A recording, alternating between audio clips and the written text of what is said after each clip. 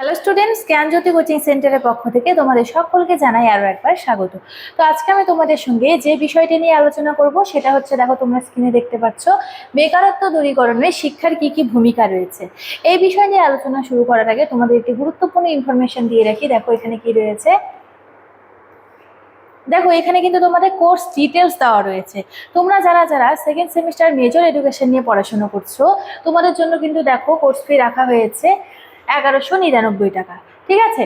এবং এর মাধ্যমে তোমরা কি পেয়ে যাচ্ছ, হাই কোয়ালিটি নোটস পেয়ে যাচ্ছ, লাইভ ক্লাসেস পাচ্ছ, রেকর্ডেড ক্লাসেস পাচ্ছ, এবং কি পাচ্ছ, 100% কমন সাজেশনস কিন্তু তোমরা পেয়ে যাচ্ছ। তো এবং তোমরা যারা যারা মাইনর নিয়ে পড়াশোনা করছো, তোমাদের কিন্তু কোর্স ফি রাখা হয়েছে 699 টাকা। এর মাধ্যমে কিন্তু তোমরা যাবতীয় নোটসপত্র এবং 100% কমন সাজেশনস কিন্তু তোমরা পেয়ে যাচ্ছ, ঠিক আছে।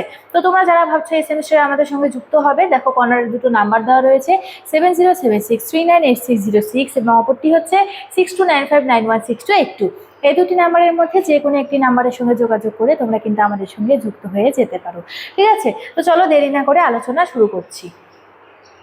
তাহলে কি আমার আলোচনার বিষয়, প্রথমে আমি কি বললাম যে বেকারত্ব দূরীকরণে শিক্ষা কি কি ভূমিকা পালন করতে পারে এই বিষয় নিয়ে, ঠিক আছে। তাহলে প্রথম দেখো কি রয়েছে এখানে,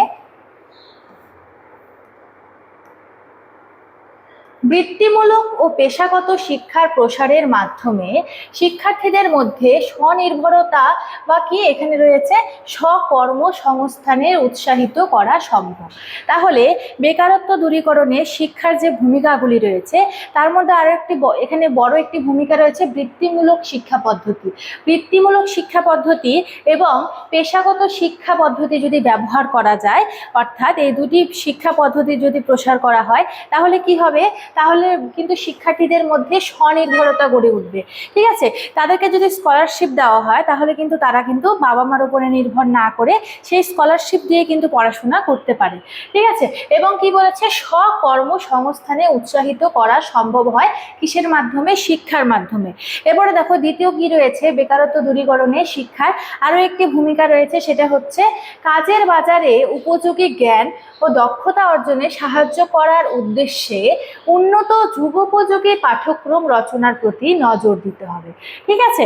অর্থাৎ বর্তমানে এই যে সময় রয়েছে, এটা কিন্তু আধুনিক যুগে যেহেতু শিশু কেন্দ্রিক শিক্ষা, সেক্ষেত্রে শিশুদের চাহিদা অনুযায়ী বিভিন্ন পাঠ্যক্রম কিন্তু আমাদের গড়ে তুলতে হবে, ঠিক আছে। ফলে শিক্ষার গুণগত মান উন্নত হবে। এবং কি বলেছে এখানে, গুণগত মান উন্নত বাড়তে হবে, এখানে বাড়তে হবে না, কথাটা হচ্ছে উন্নত করতে হবে, ঠিক আছে।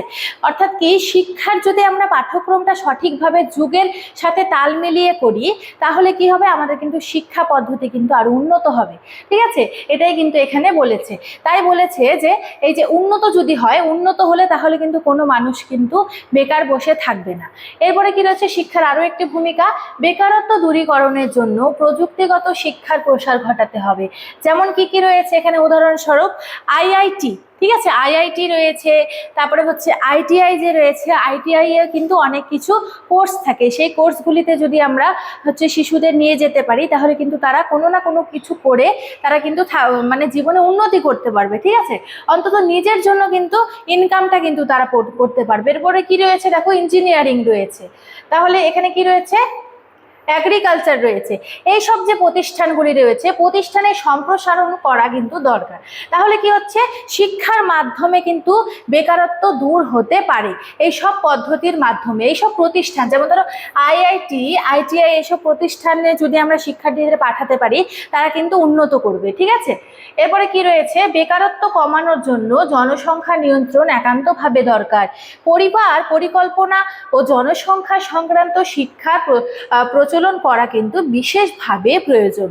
এরপরে কি রয়েছে, দেখো 5 নম্বরে, শিক্ষাক্ষেত্রে আর্থিক বিনিয়োগে, এখানে কিন্তু এটা কাটা, শিক্ষাক্ষেত্রে আর্থিক বিনিয়োগ বাড়িয়ে দক্ষ মানব সম্পদ সৃষ্টি করা কিন্তু বিশেষভাবে দরকার বর্তমানে।